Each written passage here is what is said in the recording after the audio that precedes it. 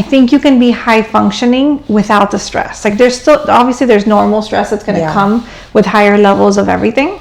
But I realize a lot of it is self-imposed. Yeah, it's like your body feels like this is like your maintenance level and this is where you should be, but it's not. Yes. So then since the maintenance level is already low and stressed, when an actual stressful thing happens, then my body like braces even harder, like it tightens even more. So then I'll get like a stomach ache.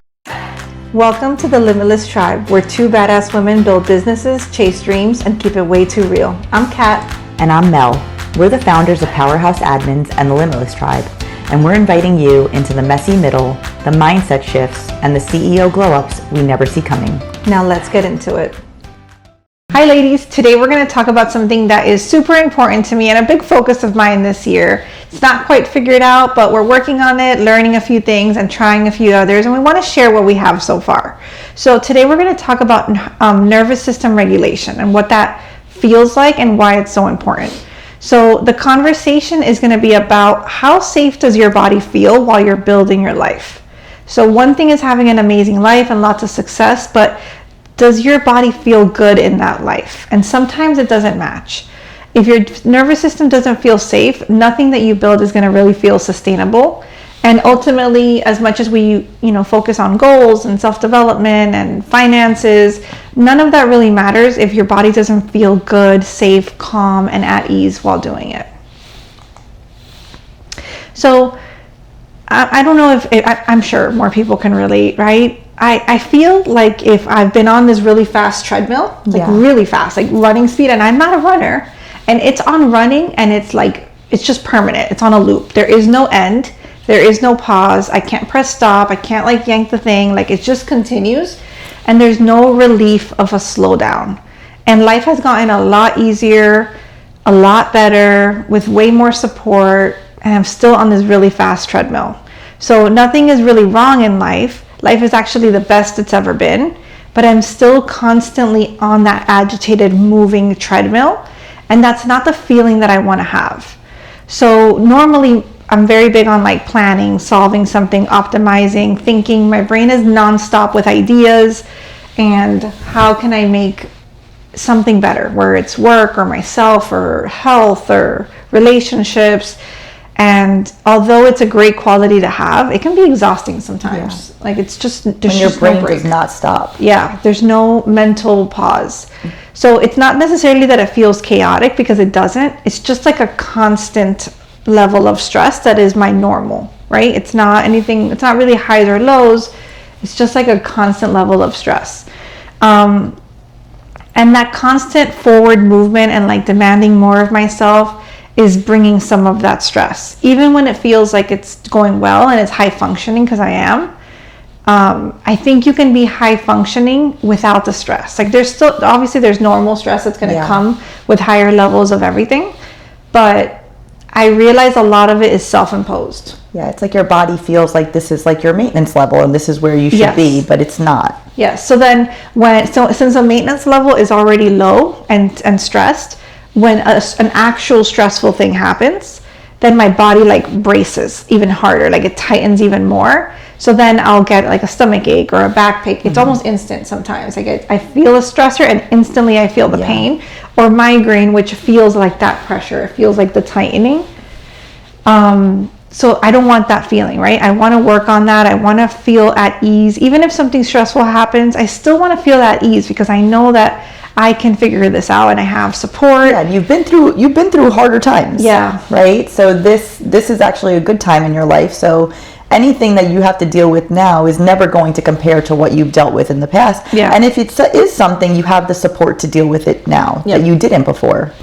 Yes. But it's hard to get your body to understand that. My brain gets it. My body has not gotten there yet. Yeah. So then my body feels like it's tense and it's bracing for impact, but 24/7. So I'm more tense. I feel more stiff. I don't dance because I don't know how, but also when I try, I'm stiff. And it's that feeling I think Cathy and I were talking about before, that you just feel uncomfortable sometimes in your own skin, or that people I feel like people notice when I'm tense and when I'm like that, and that they're wondering what's wrong with me, but I don't know. It's just, I'm just tense, and I don't know why. I don't like that feeling. So that's what I want to. And even like with dancing, like obviously I don't know how to dance, but the big part of it is because I'm so stressed or nervous about what people are going to think that I am stiff. But people that dance freely, like they move in a way that I'm like, how do they move that way? Like so, like a wave, like so smooth. I even like to see the people that don't really know how to dance, but they're out there just like relaxed and flowing, and they don't care, but they feel free. It looks like they feel super free, and they're just, like blowing in the wind, and they don't care. And I'm like, I want that feeling. Yes, me too. So now that I think we've reached we continue to go for higher levels of success, but I think we've reached a comfortable point. Now this is like, for me, higher level, to do it with a calm nervous system that feels safe. To me, that's like a big word, because I know that I'm safe, but I'm not sure if my body has gotten the memo that it is safe to relax and to just be at ease. And I think it was so many years of that. So maybe like it just takes a little bit more time, but I would like my body to catch up quicker. Yeah. So most people think that nervous system dysregulation looks dramatic, but it really doesn't. Sometimes it looks like being capable but tense, right? You're productive, but you're wired, or you're tired, and you're able to get things done, but inside you just don't feel like it's very easy, or you're flowing smoothly. You feel that tension and that stress level. So it always feels like you're bracing for impact. Maybe your shoulders slightly tighten up, your jaw, I know that's a big one for me, my jaw that like clenches closed. And sometimes like even when I'm in yoga, where they're like loosen your jaw, and I didn't even notice that my jaw was that tight. Do they tell you about the shoulders? Yes, because they're always like don't have them by your ears. And I'm like, and I tell myself, I'm like, but why? Like I didn't even, until someone mentions it and says, tighten, loosen your jaw, this, focus on your shoulders. I'm like, oh, because that's the normal state. Exactly. So you'll notice those things in yourself. Your breathing is slightly shallow. That's another one. Like I definitely hold my breath. I know we talked about this earlier, where we hold our breath through things and we don't even realize it. It could be a workout. It could just be throughout the day. And so it's like you're worried that something's going to happen, so you immediately hold your breath on it. So I know Cathy had mentioned like feeling like she was on a treadmill and she couldn't slow down or pause. So it's just those subtle things that can become your baseline, and you want to make sure that your baseline doesn't continue, that this is not the baseline for your life, right? You want your system to settle, but at this moment it's not really fully settled.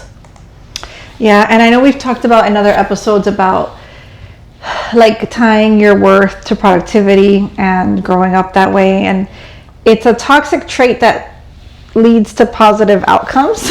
Thankfully. It's better than other toxic traits, but it's not ideal, because you don't need to be productive to be worthy. You don't need to be anything to be worthy, and it's okay to just be, and to just relax and just enjoy a moment and not have to get something out of it, or feel like you have to constantly prove yourself.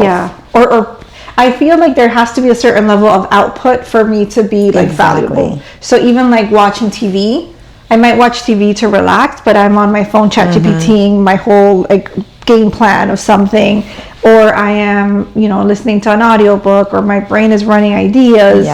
And I was hearing that like there's different ways to rest. One is resting your body, one is resting your mind, and one is resting your nervous system. So when you're scrolling, let's say scrolling, or doom scrolling, right? Or watching TV, like you're resting your body, but it doesn't mean you're resting your mind or your nervous system. So and a lot of times the stuff that you're scrolling, like if it's something that's like tense or like a bad situation or something that you're watching, or news, because the news is never, going to help you.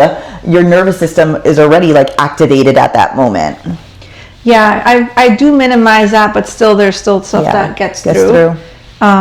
So this is something that I'm really trying to like kind of tweak and work on. So I read about this metric called HRV, and what is it again?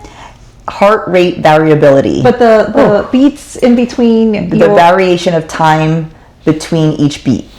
I don't know why I can't remember that. So I really hope that's right, because that's what I remember. So I read about this metric, and it said that it's kind of it like tracks how you manage stress and like your nervous system, and it's like a good metric of health, because it's not weight and it's not, you know, inches or anything. It's really like how your body's functioning and like the state that it's in. And there's different levels of ideal that they say. Some is like 50 to 100 for like women our age. Some say optimal, like we're doing amazing, is over 100. I'm at 27. Higher is better. So I feel like it confirmed what I feel. I feel like my baseline of stress is already high. So then it talks about different things there, right? So that was kind of my indicator and my signal to know that this is something I really needed to work on. And my body saying, we're managing a lot, and although we're producing and we're doing it, doesn't mean that it's good for you or that it's going well. So like we mentioned, growth, building, and optimizing, that's part of my identity. And it's something I'm trying to disconnect from that.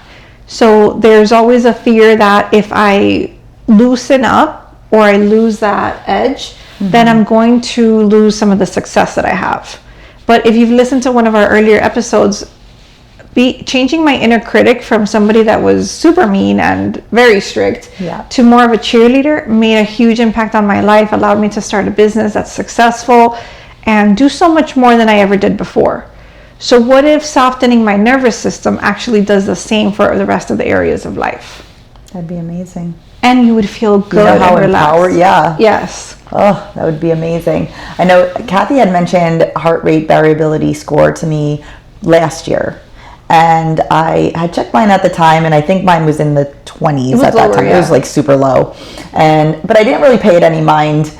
And when she now explained it to me and gave me a little bit more detail, I was like, oh Lord, now I feel like this is going to be something that I'm be tracking all the time. My eye is actually twitching. It started twitching immediately after she told me this. I was like, oh Lord. But I noticed that my score was it says my baseline is now 50, like with all, I don't know, the year average, month average, whatever. Which is okay, but they say it should be higher. It depends on the person and everything. So now I feel like this is something that I need to track going forward, because I want to be someone that can manage those stressful times and anything that comes to my life better, but that also doesn't always feel like I'm in a state of shock or stress for everything that's occurring in my life. Like, I just don't think that that's a healthy way to live. Yeah. And you want to think of it both ways, because even with the level of stress we have, I think we're still going to manage it. Yeah. But it's not going to feel as good in our body. It might tire us out more. Sometimes I get sick on the weekends because that's when I can let go. Yeah, when you finally, you finally relaxed, and now everything's caught up to you. Yeah. So you're going to be able to actually handle more effectively. Your mind is going to be more clear when you handle that stress better than you do right now. So it's not handling like you managed it. It's handling it calmly. So my numbers have gone up and down. They had some higher times and some lower times. On the app, you can actually see by time. I wouldn't go crazy with it, because it is a number that, and if you read about it, it's very slow to move up. Yes, and it does fluctuate, but it's slow. Yes, very slow, because there's so many different factors in it that it's measuring. So don't obsess over it, but I like that it breaks down the time, because let's say like we were looking at today and yesterday, where it's more recent, and you remember, what were you doing when it was really high and good? How were you feeling? Versus when it was low, what was the feeling? And maybe you can tweak that way. But for me, even though the number's still kind of low, over the years I've had improvements. Like when I used to wake up, like this, like super tight with my nails. Like I would have the mark of my nails. Like you were even tense in your sleep. Yeah. And the jaw thing while sleeping. So now I don't sleep like that. I sleep a lot better. I don't wake up in the middle of the night.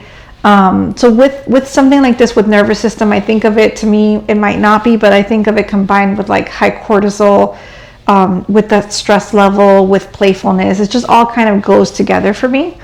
So it's an area of life that I'm working on. And I see improvements in how I'm living, but I want to do a little bit more where my body really feels like at ease.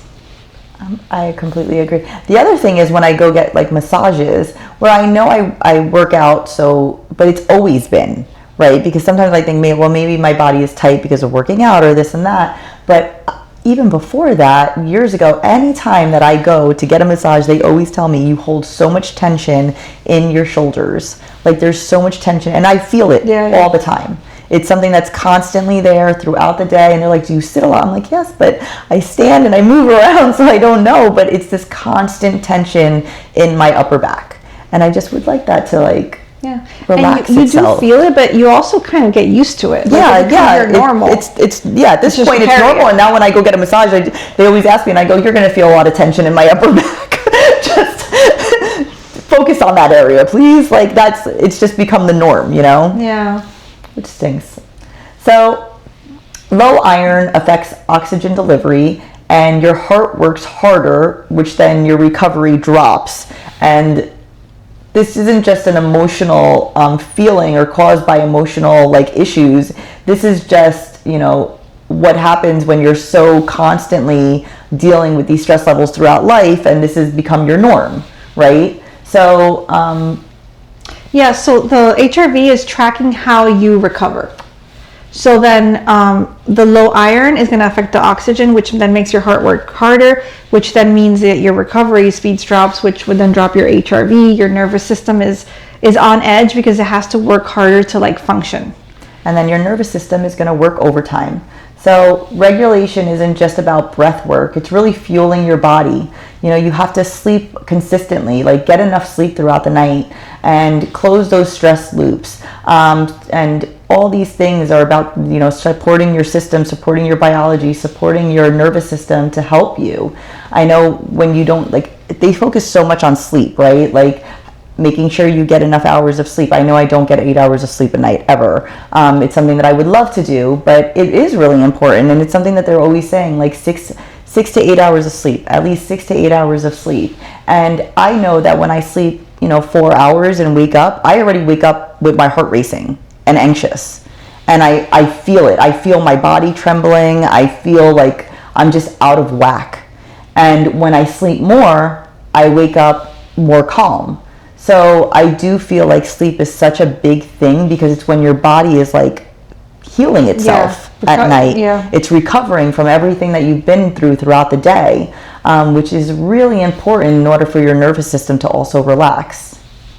I do get the 8 hours, not every day because sometimes I, stay up late, but I do generally get it. But before, I feel like even though my number's not improving, I do think it's getting better because my sleep was really out of whack and I was waking up at 2 and 4 a.m. or 3 a.m. every night. It was just so even though you might be sleeping 8 hours, it's not an 8 hour consistent thing where maybe you're not getting that REM sleep that they say. Yeah. So you're not able to really go deep. Yeah. So it affects you. Yeah. And that was another all these little things are alarms, it's trying to give you a message. So my sleep has improved. I now sleep through the night. I rarely ever get up in the middle of the night, which is nice because it's annoying to get up every night at the same time. So those are the things that I'm noticing are improving. So now I just want to do more of that to really feel at ease in my body. So a big indicator for me was that feeling of bracing and you mentioned the tenseness. Yes. I don't want to feel that way. I want to this is a great time of life. I want to have fun. I want to play. They always say that the people that age faster are the ones that lose their childlike things. So I want to introduce more fun and more play into my life, right? So even though nothing is wrong, if nothing is wrong, I want to enjoy that moment, right? I don't want to be preparing for the next thing. I don't want to be worrying about what's going to happen with the client, which might not even happen. What's the next email, the next problem, the next growth phase? When it comes, we will deal with it. And if we have downtime where we're planning and strategizing, then that's the time to do that. Exactly. But worrying in advance is just you worrying twice because you're worrying now and then you're going to worry if it does come. Now you're worrying again, right? And it might be a different problem. Exactly. So then you didn't even prepare because it's a different situation. Exactly. So, that anticipation of tension in your body is that low grade fight mode that stays. It's almost like a humming, permanent thing. So you have to consciously teach your nervous system that it's safe to relax, that it's safe to be in today, in the now, in the moment, not in yesterday, not in tomorrow, just today. So regulation doesn't mean doing less, right? It just means doing things without that internal contraction, without feeling that tension. It's finishing tasks so they don't have to live in your head, and you don't, spend the entire weekend thinking about your to-dos and what needed to be done and what you're going to do this week coming. You can do that at another time. You can focus on, you can sit down and intentionally focus on what your to-dos are for the day, for the week, but have a moment for that. You don't need to do that the entire weekend, right? Or, the entire week. It's walking without stimulation and breathing slower than you think you need to. I know that breathwork is really good. Yeah. I have not gotten into it. I took one breathwork class.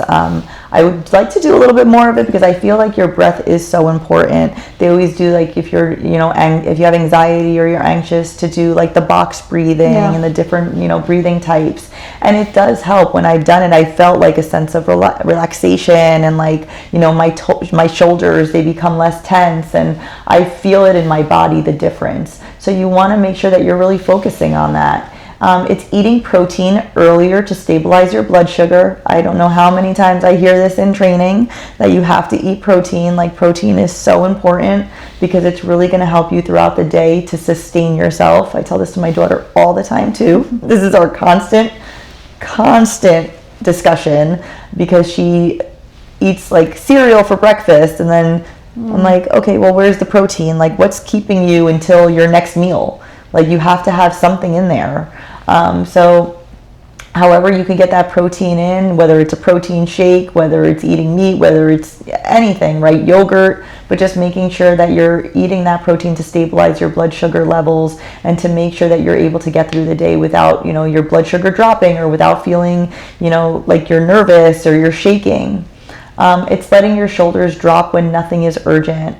So you're not, things happen in life, and it's always going to happen, but your entire day shouldn't feel like you are bracing for a catastrophe.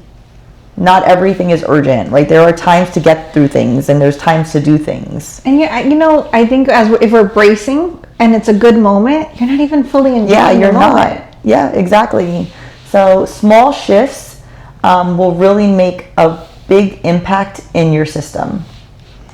So I've been trying to get more into health, right? But for me, it's this big picture of like the nervous system and how I feel in my body and how I move, and reducing my migraines, and even the tension in my stomach and stomach aches. A lot of times that's connected. It's definitely connected. So I feel, and in illnesses and cancers and things like that, I do believe that those stresses and resentments and things that people hold, and anxieties, like that, is it's like feeding it. Mm-hmm. So I want to be as relaxed and happy as I can while doing everything that I want to do.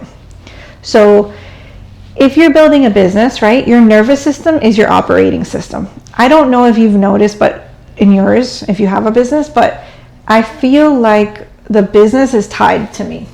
So if I'm stressed, the business is stressed, everybody's stressed, the delivery is not the same. If I'm feeling good and confident, people feel more calm, they share ideas, they're more open to like being part of the conversation versus being nervous and anxious. Yeah. Like it's you could feel it. You could definitely feel it. You could feel when someone's in a bad mood, right?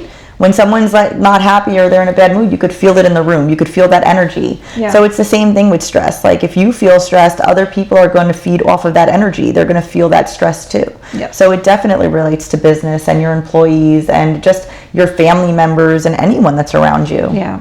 And even if you don't have staff, it could be your clients. Yeah. Like how do you show up for a sales call or like a routine call when you're calm, at peace, confident versus when you're stressed out and overstimulated? Like it's not going to be the same experience for that client. Yeah. So sometimes the decisions all feel urgent. They're not all urgent. Small issues might feel bigger, which then doesn't give you the time to really deal with the big issues or to brainstorm or to come up with big ideas because you're so focused on the small issue and making it something really big, right? Yeah. You end up reacting instead of like really thinking about things and responding the way that you would want to versus just reactions. But when you're regulated, your clarity is going to improve. You're going to be at peace. You're going to be able to use more of your mind to be creative, to come up with the ideas that you need, to come up with the solutions that you need versus in stress mode. So you're going to stop leading from that adrenaline and you're going to start leading from grounding power. That's the goal. So for a long time, my identity was like, can I handle anything, right? And now it's, I don't need to be in fight or flight mode to be powerful, right? It's a different type of leadership. It's a different type of living. Regulation isn't softness, it's capacity. So it's the ability to move into stress and come back down. And that coming back down period is actually a skill. And it's something that, you're constantly working on to make sure that you're not in that fight or flight, that you're not constantly trying to fight something that's not even there. You just have to make sure that you can really learn how to overcome that in yourself. And it's something that we're working on continuously and probably something we'll be working on for a while. Yeah. And the I can handle anything, that can still be true, but you don't need to be in that mode. Not all the time. It doesn't, like right now, there's nothing that requires exactly. So just when you need it, it is there. Yes, and then you can conserve the energy so that when it happens, you can elevate and step up to do that, and then come back down. Yeah, and it's that regulation. That's what you're looking for. Yeah. For you to be able to handle those things in those situations, but then come back down when you're ready. So, again, with the HRV, it's a nice number to look at and to can have an idea, but don't get obsessed with it. Don't think about how I can increase it because there's a lot of variations and it does take time for your body to adjust. But start thinking, does my body feel safe while I'm building this life? That safe word is a lot for me because I don't know why my body did not feel safe for a long time, right? I don't know, it was just a lot to handle, but it's not really that way anymore. So connecting with that and honoring where you actually are now and that you are safe, and being able to relax a bit. That safety is going to create actually more resilience instead of weakening you. Sometimes we think it's going to weaken us, but it's actually going to make you stronger. And it's going to let you have that sustainable success instead of success, crash, success, crash, success, crash. Correct. So some of the things I want to test out with the experiment. So the 3 to 5 minutes nightly. I don't know if you have this experience, but it's really hard for me to just do nothing. Me too. Like I need to do something, even if I'm just sitting watching TV, I'm doing something. Yes. I can't just sit and watch something. Do you feel like physically uncomfortable? Like you feel like your body I have to do something. Yes. So one of the tips that it said was start with something low, especially if we feel that way, that it literally feels uncomfortable to just be doing, it feels really wrong. So it said to take 3 to 5 minutes and just do nothing. Literal nothing, not TV, not your phone, not a podcast, just sitting and putting your hands on your stomach and doing the breathing. And it sounds crazy, but it's just 3 to 5 minutes. It could even be looking out a window, looking at the pool, looking at the ocean, but not... It sounds like it should be easy.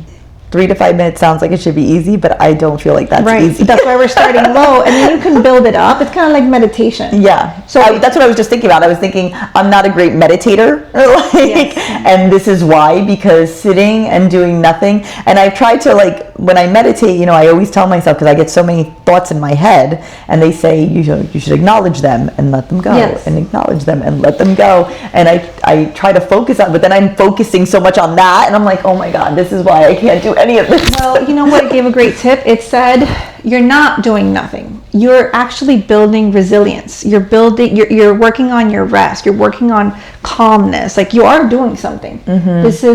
This is something you're like a muscle you're building. Yeah. So it looks like you're doing nothing, but you're really not. You're building your endurance, your ability to handle stress, how your body recovers and comes back up.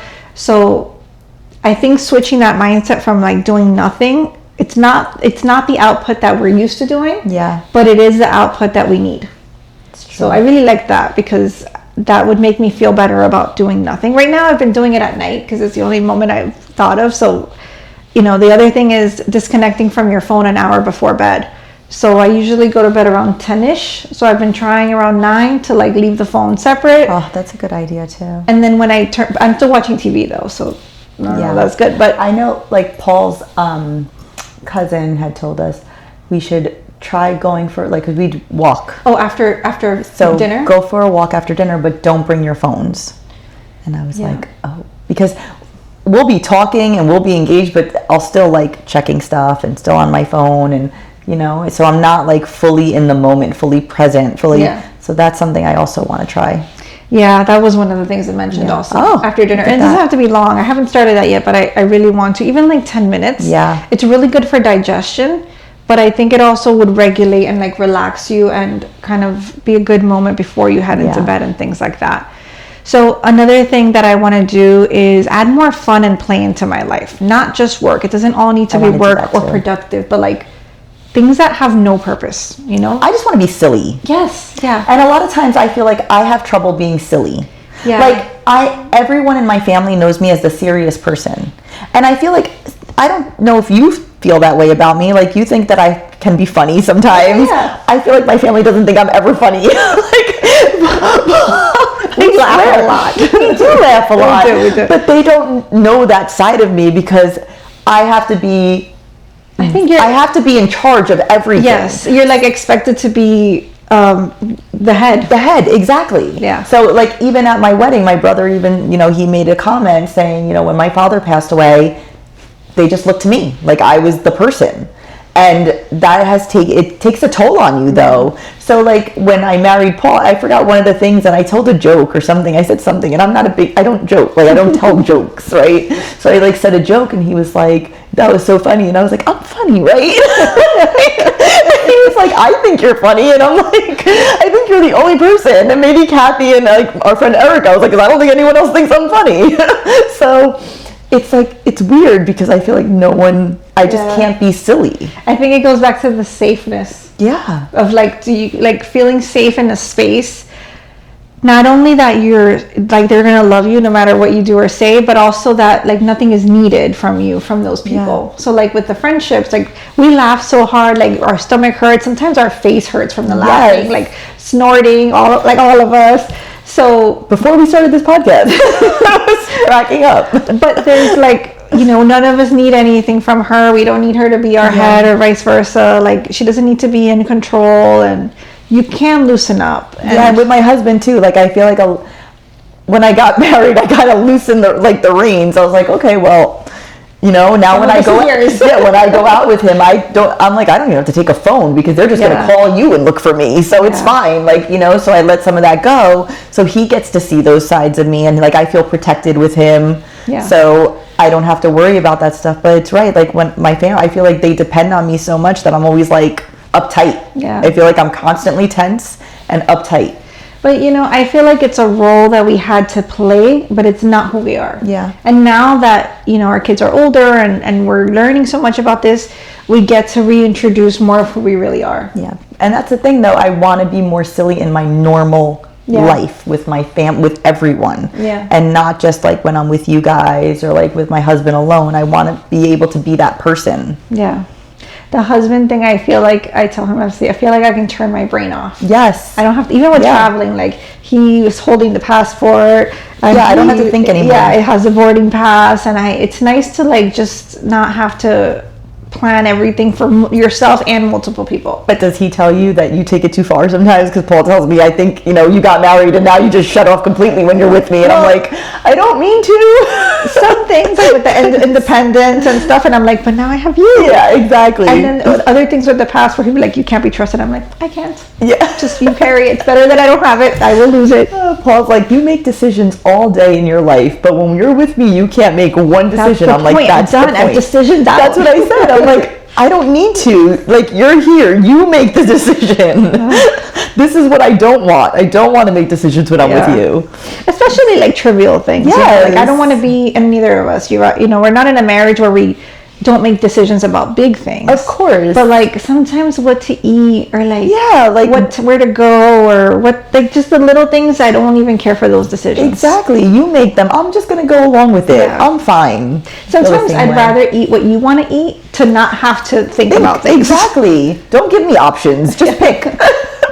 Yes. So all of these things, they're not nothing, they're not useless, they're not unproductive. They're actually you doing nervous system training. Yeah. So I think that switch might make it feel like it is productive, because it is. It's just a different type of productivity. I like that. So, some of the things that came up for me, and I don't know if this is different for everyone, but I have like a crash, like around 3 p.m. I want to eat all of the candy, not just one, but like multiple pieces. And I don't know, like I'm missing something. So these are things you kind of want to notice about your body. Maybe you're missing a nutrient. Maybe at that time you need to pre-plan a healthy snack so you're not eating the junk stuff. Yeah. The walk after dinner, it mentioned. That I definitely want to. We did it with like our dog. We walked our dog one night after dinner the other night, and I was like, this feels so good. Yeah, and it's going to be more nicer at night, like cooler, calmer. Turning off your phone. If you're a little addicted, you might want to put your phone somewhere else. So sometimes I leave it in the bathroom. So it's more effort to, if I really need to, because sometimes I'm laying there, not without the phone, but I'm still awake, and then I get an idea, or I'm like, how old is this person, or what about this idea, and then I need to Google it, and so then if the phone is there, I will Google it. So Paul wants to kill me at night, because my problem is, I feel like I don't go on Instagram a lot throughout the day, but at night, right before bed, that's the time. I'll lay down, and I'll be like, okay, he'll be like, we'll lay down, or we'll be watching something together. And then he'll go, okay, time, like, I'm going to shut everything off. Are you ready to go to sleep? I go, yes, I'm ready to go to sleep. He puts on the white noise machine, turns off the TV, and I immediately grab my phone and I start scrolling. And he's like, but you just said you were going to go to sleep. And I'm like, I know. And now I'm down the rabbit hole, and I'm like a half hour in, and I'm like, oh, is this going to end? Because I need to go to sleep. I feel like we made it part of the wind down, and It's not a wind down. It's not. And then he's like, I don't understand how you just immediately open it and go to Instagram. And I'm like, I don't either, though, because I think I do it without even realizing it. Like, it's a habit we build. Yeah, it just happens. And then all of a sudden, 45 minutes later, I'm like, I got to wake up in 5 hours. Why did I do that? Yeah. Horrible. Yeah, I do that too. So you need to have the phone in another room. Yes. Because having it there. So I'm trying to, like, play. We normally get into, like, bed 8-ish. So like 8 to 9, I'm trying to use my phone, and then 9 to 10, not. But I also want to be more present with my husband at night. Yes. But it sucks because that's my only Instagram time. Because I also don't use it during the day. So, I catch up on all my Instagram news. Yeah. So maybe we need to incorporate like a different time for us where we get to do that. That isn't that time. Yeah. And then think about like one playful thing you can do per week. Something I want to get into this year is I really want to pick up salsa dancing again. I took a class once. I need a lot of help, but lately I feel like I'm a little bit looser. And I think the art of dancing and loosening up and going with somebody and letting somebody lead. And it is fun. It's going to help. It's going to be fun. It's going to give me a new skill that I would love to have. And it's going to help with my nervous system, I feel. I don't know. I took a bunch of classes. I still don't have the skill. No, I need more. I took one session where it was like 10 classes, but I know. I need it. We went for months, and when it came time for the wedding, and Paul was like, let's do the dance moves, blank. Completely lost. But how many classes a week? We were doing 3 classes a week. Oh, okay, that's a good amount. For months. But I feel like you have to commit like at least a year. Because the people I've seen, because like, it's a lot. Especially coming from where we're at. We have classes that we paid for that we never went to, and I think that they're expired now. But I would like to do that too, because I always think about it.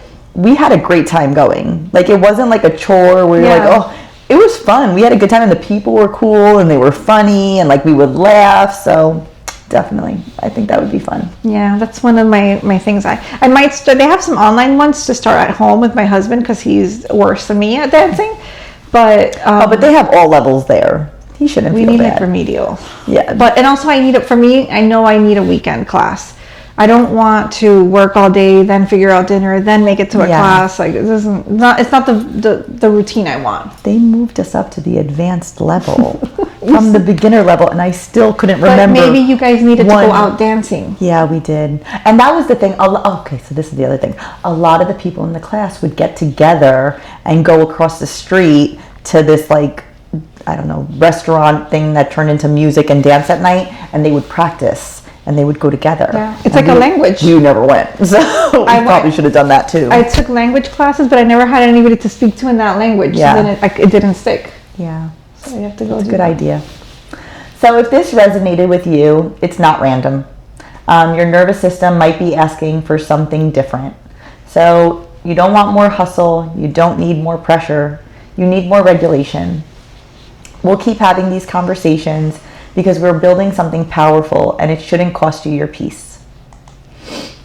Yeah, so maybe freedom isn't jumping off the treadmill all at once, right? Maybe it's lowering the speed slowly, and ease might be the upgrade that you're really looking for in your life. So if you enjoyed this episode and you feel like it resonated with you, please make sure to like, subscribe, and share. Our next episode will be clips and content from our vision board event, which really digs into how to manifest quickly and make your vision board become a reality. So until next time, your life, your rules, stay limitless.